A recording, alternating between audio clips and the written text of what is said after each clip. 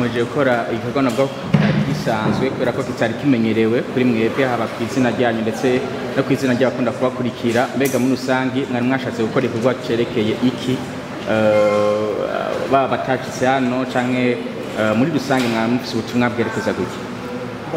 Nkuko bashoboye kubona flyer nariko ntanga message cyangwa ubutumwa kuvuga ku bwami bw'Imana.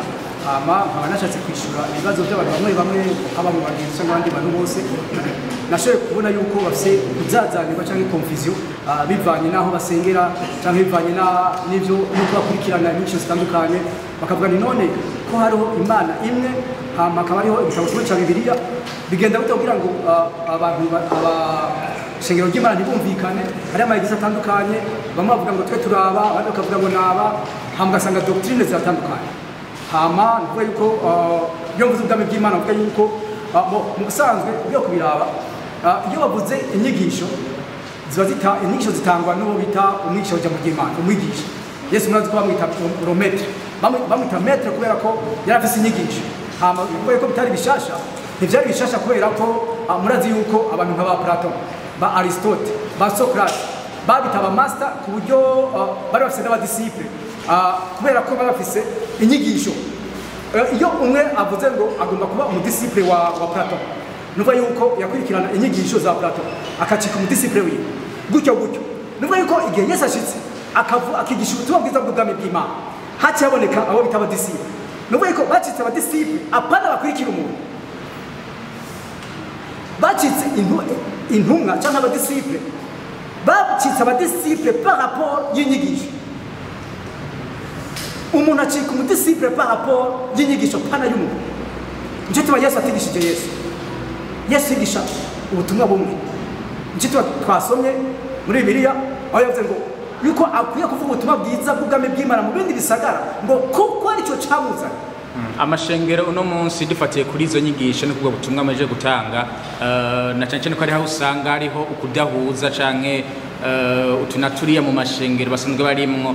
Icyo amashengero akwiye kwigira kubwo butumwa na cyane mu kubaka neza ayo mashengero yabo cyo bikiye rimwe ndazi ko bahora babicishamo bakavuga ubutumwa bwiza bw'ubwami bw'Imana. Mugabo akwiye kumenya gutandukanya ubutumwa bwiza n'inyigisho.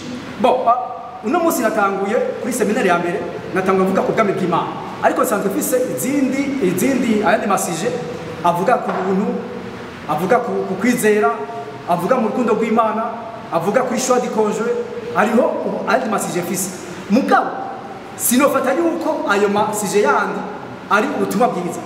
Izo ni inyigisho, ariko ubutumwa bwiza ni bumwe gusa, ni ubutumwa bwiza Yesu yavuze nkuko nabisiguye muri ababikurikiranye. Ego nibaze ko ari ibyo. Uno munsi ubwo butumwa nyene ni kiki ubwo butumwa hamwe abantu bufata nkama boza gufasha mu iterambere ry'igihugu ndetse no mu buzima rusange? Nukuvuga yuko murabona abakirisi mu eglise bagira amatentative yo gushaka gusohoka ngo ifoko nabo basohoka kuko bamaze imyaka myinshi ngo biteze kugaruka ko umucunguzi Yesu Kristo. Bakaguma bumenga bugaraniye ahantu bureba bagaca abantu kugira amatentative kugira ngo basohoke. Mugabo uko siko byari kwiye kuva mu ntango ubutumwa bwiza bw'ubwami bw'Imana nibuhamagariye abantu kugira ngo Yesu murazi ko atari nyubako yasitse. Yesu nta nyubako yasitse, nta eglise yasitse yubatse. Nuvuga yuko ubutumwa bwiza nubwo hanze, kuko ubutumwa bwiza navuze buvuga igihugu mamuko, kuko hari itandukano riri hagati y'ubwami bw'Imana n'ubwami bw'ijuru. Ubwami bw'ijuru nkuko nabivuze ni igihugu, hanyuma ubwami bw'Imana ni system. Nicyo twahise avuze ngo ubwami bw'Imana nimuza mu buryo bugaragara n'amaso kubera ko ari system. Acabwira Nikodemu utavutse ubwake ushobora kubona ubwami bw'Imana. Nuvuga yuko iyo umaze kujya mu bwami bw'Imana, ico gihe niho umuntu amenya impamvu ari hano kuri nose, akamenya n'icyo Imana imuhamagara. Kandi ugiye kubiraba, Imana ihamagarira abantu kugira ngo basohoke hanze. Imana ishimwe. Nuvuga yuko rero iyo abantu baza gusohoka hanze birumvikana yuko bagira icyo bakoze mu iterambere ry'igihugu. Mu kurangiza ubwo ntibatuvuga yuko ubutumwa bwanyu buvuga buti amashengero bubatse amashengero bayabomora ahubwo baje hanze bakirwa bundi ndakunda kuva bavuga ngo ubumwe bw'amashengero. Ntibishoboka yuko abantu bizera umuntu umwe igitabo kimwe hanyuma ntibahuze doctrine. Ubwo bumwe ntibushoboka. bishobora kwitwa izina bagahurira ahantu hamwe muga bavanye basubira kuba abantu babiri batandukanye kuko ibintu turimo ni ibintu bihagaze kuri message ku butumwa kuri doctrine iyo tumaze kuba dutandukanye kuri doctrine ntidushobora kuba umwe nukuvuga ko ntidushobora kuba turi abadisipure twese nubwo tuba dutandukanye mu eglise dusengeramo hama twita ngo turi abadisipure ba Yesu doctrine atari zimwe nubwo yuko turi abadisipure b'abantu batandukanye kuko kuba umudisipure nkuko nabisigura bimatanye na message n'ibimatanye n'umuntu yego nibyo murakoze mu nyigisho mwatanze mwavuze ko ata muntu akwiye kwita umukristo ahubwo boyimwita abaza kumva izo nyigisho batahure neza neza kumengo iyo mvugo yitahuritse abantu bamagare kuba mu kwizera ijambo ry'Imana hama ijambo ry'Imana rivuga yuko kwitwa umukristo iryo jambo ryavuye abanyamahanga cyangwa abandi nibo babonye ngene abadisipure abakurikira Yesu ngene bigenza n'ingene bavuga baca bavuga ngo bajya n'abakristo nuvuga ngo abandi barafite uburenganzira ku twituko mugabo wewe nk'umwana w'Imana ukiye kumenya yuko hariho amazina Bibiliya ikwita Imana ikwita kuko bavuga ngo abavutse bwa kabiri ngo Imana yabasha bwo gucika abana b'Imana ngo abo ntibavyawe no kwifuza ko umugabo n'umugore ngo bavyawe n'Imana uvuga yuko yuvutse bwa kabiri cyuko umwana w'Imana Bibiliya ikabwira kuvuga yuko turi abambasaderi abantu baserukira Imana ku isi nuvuga yuko hari amazina Bibiliya twita apana ivyo abantu batwise nuvuga yuko uvuze ngo chrétien umukristo jewe nk'umwana w'Imana abandi bashaka kugira ngo papi n'umukristo mugasi Jesu no kwita umukristo kuko bibiri mu Imana siko nyita iryo zina ryavuye ku bandi babonye ngene abakristo bigere bavuga ngo bajya n'abakristo Jesu nita umuntu safura kandi ayise umukristo n'ababeshi muga jewe niyita ico izina Imana nyita maraheza turifatanye n'ikintu kivuga ku bwami bw'Imana bamwe bati ubwami bw'Imana buri mu mitima iwacu buri ngaha ku isi abandi buri mu ijuru niho ubwami bw'Imana muvuga ko iki navuze yuko umunsi Adamu yumvira Satani yamubwiye ngo impamvu Imana yakuje kujya kurya cyane ngo nuko yase yuko havumera kayo mu gihe usuri inyuma Imana avuze ngo reka tubeme umuntu mu ishusho yacu nuko yuko Adamu yasanzwe ameze nk'Imana na Bibiliya muri Zaburi avuga yuko ngo tumana duto kuko twavyawe n'Imana nuko yuko Satani agerageza gupropose ikintu sanzwe ofisa kugira ngo yifuze ibindi bintu ni muri ubwo buryo nyene ucyo usanga rero umuntu ariko aravuga ngo tuzoja mu bwami bw'Imana ariko ubwami bw'Imana Bibiliya Yesu arabivuga neza ngo ubwami bw'Imana buri hano ngo nkwiye kuvuga ubutumwa ariko nacishije mu kanwa navuze nimba ubutumwa bwiza bwo babutangurana no kuzuka kwa Yesu ubutumwa bwavuzwe Yesu atarapfa tubwite wiki gasubiramo nimba ubutumwa bwiza butangurana nuko Yesu yazutse bakavuga ubutumwa bwiza bw'umusaraba no kuzuka kwa Yesu ubutumwa bwiza bwavuzwe Yesu atarapfa kiri n'intumwa zagiye zirungika zikangira ngo mugende mutangaza ubutumwa bwiza bw'ubwami bw'Imana mukize ibimuga muzura abapfu kandi baragiye Yesu ntiyarigapfa muga ubutumwa bwiza bwaravuga bigenda gute kugira rero ngo hacaza Yesu nigeze avuga ngo twigishe Yesu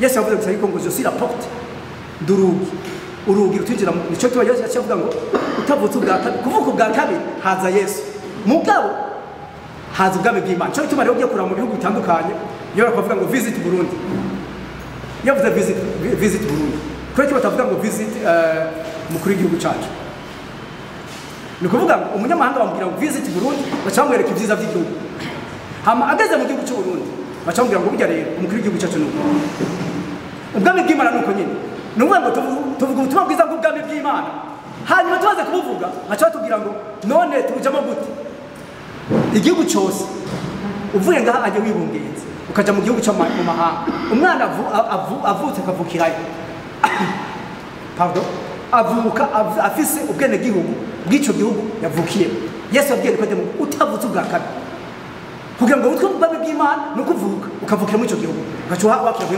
nkemugera rero no musi muri kino gihe novuga yuko ameze nka guverineri bwa yuko ni waserukira Imana kwisi novuga yuko Yesu yavuze ngo uyu azofata ibiri muri jewe abibamenyesha novuga yuko rero no munsi nkuko mubizi gihe cy'intwaro za colonisation ucumuye kuri guverineri waba ucumuye ku mwana w'igihugu cya Belgique.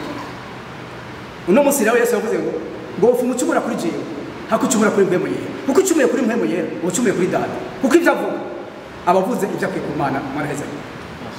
N'ibitegura iseminari mbega mu bamwari mwiteze iki muvyo mwari mwiteze mu bamwari kwakishika ego mu ncamake kimwe mu byo ngomba gushikako kuri jana seminari nuko navuga yuko ubundi bahora ibyo nahora nkora mu kwigisha nuko nakunda kubikora yo ari ubutumire. Nuvuga yuko n'ubwa mbere nteguye igikorwa cyangwa seminari ari je nateguye. Ico ni kimwe. Icya kabiri naco nari nyene nuko abantu bamenya identity. Abenshi abanzi muri kahise narabaye mu baririmbyi muri kohal, narabaye mu batamba, nuba yuko ari igicapo bari bafise. Ariko nari nashatse yuko bamenya mu buryo bugaragara ni Papy ni umwigisha w'ijambo ry'Imana. Yego maraheza. Kubera ko utashoboye kuba profete, apotre, pasteur cyangwa ibindi ayandi mapete y'abakozi b'Imana. Nkuko kenshi bakunda kuvyitiranya, ntushobora kuba musanzwe hari amabanga atanu. Hariho benshi bavuze ngo banditse ngo abantu banditse ngo Dr. Papy. Hariho amabanga atanu. Nuvuga yuko hariho abo bita aba apotre, hakaba abo bita aba profete, hakaba abo bita aba evangeliste, hakaba abavuga butumwa, hakaba abo bita aba pasteur, hakaba abo bita abigisha canke aba docteur canke aba enseignant. Nuvuga yuko batasubumenye subera ko kwitwa docteur bitandukanye no kwa bayatuzi babaganga. Nuvuga yuko iyo nibango numuhamagara. Hanyuma impamvu rero nashoboye kuba ngo nitwe apotre nuko iryo nibango naha si ibintu ari ababikora. Uno musi mwumvise ngo ndumuenseignant, je suis enseignant, ejo ngaca mwumva ngo Papy yacitse evangeliste sinzi cyangwa yacitse mu prophète. Ibyo rero sibyo, kuko ibintu turimo si gisirikare muduga amagarade. Si on est évangéliste, on est évangéliste. Si on est apôtre, on est apôtre. Si on est prophète, on est prophète. Si on est docteur ou enseignant, on est enseignant. Kuva mazina kigera kuri 200 ndi muri bibiri sindigera mbona ngo mbwira abantu ngo I see ngo ndabona ku buzima bwawe ndavuga icyo kujya simbona mugani ngiye muri bibiri ndabona nicyo twaje ntanga amaribirasyo amahishuri ibyo abantu batari bazi nkayibabwiye kuko Imana yaranyishura biciye mu maribirasyo mugasingira mbona nkuko aba profete babona nicyo tuba profete ndababonye ba vrai ndunama nkabona mbonye mu evangeliste ndamubonye ndamuba kujya anya bimeze iyo umukinnyi wa basket agiye kuraba football arunama, Messi agiye kuraba abakinnyi ba basket arunama, wa football cyangwa basket agiye kuraba football arunama abonye Messi. Nuko bikwiye kumenya je yo mbonye umuntu ari mu yitoye découverte ya mbere maze kubona kuri nosi nuko nyicuru iyo mbere n'umuririmbyi yitoye duhe ndabwije ukuri vero numva respect numva ndamubasha kuko ibintu icari n'ivyo akora je navyo shobora uko ariko dukwiye kubahana mu rugo byo mwarahezanye. Abo bantu mubabona gute? Uwo mu profete wavuze wa vrai umubonye wonama umubona gute? Koresheje ya revelation. Oui, non, turabona ibikorwa iyo ministère urayibona. Umuprofete iyo ari umuprofete aba ari umuprofete. Ndazi ko hari abashaka guprofetiza mu gutanga umuprofete.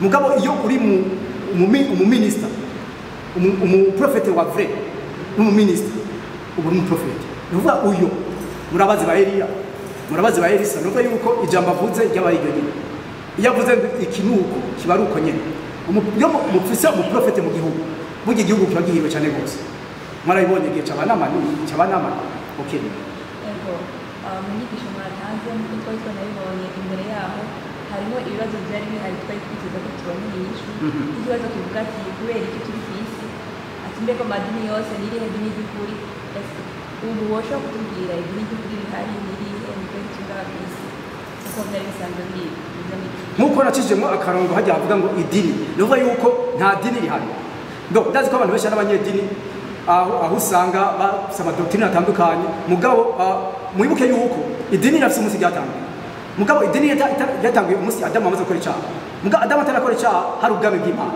kuko Imana yabwiye abantu mu itanguriro rimwe 26 ngo tureme umuntu mu ishusho yabo kugira ngo agire aganze niyo yose yacavuga muri mwasenga muvuge ngo ubwami bwawe buze ibintu ko biri mu ijuru abari nuvuga yuko Yesu agarukanye bimwe vya mbere Adamu atarakwica mva yuko mu mutima w'Imana ikintu cya mbere shaka nuko hari ubwami bw'Imana itu abantu b'abanyedini dufisikisha kuno musi cy'abantu je igihe ntari bwakizwe yace sinzi ko tuca turagiza igihe kimwe mu bintu vya mbere vyambabaza iyo ntarakizwe nukuru nabona abantu babakizwa umengo n'abantu bagowe muko maze gukizwa ntakira mpemuye vyarantangaje ibintu numva muri jewe bitandukanye none burya bwose ibintu numva muri jewe bajya abantu nikuvuga bumva kuko niba bameze kuri jesko ndumva yuko siko mpemuye ari parando uko n'ukwengura abantu bagowe dufise igicapo cy'abantu basenga abanyedini bagenda na Bibiliya ya kera nini yangana gutya na kantiki mugabo Yesu avuga ngo niba bagomba gusenga mu cyari mu hehe uno munsi jewe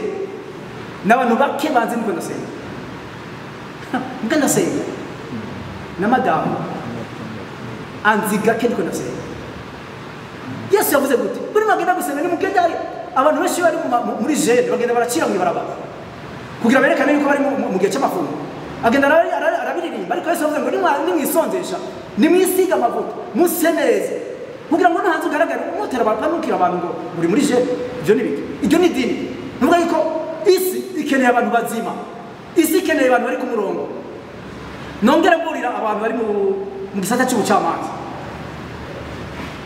mu bisanzwe n'agasakazi kijya ni ministeri narasomye Bibiliya nongera ngasubira kuyisoma mu bintu vya mbere nasanze Imana iri sensible ni justice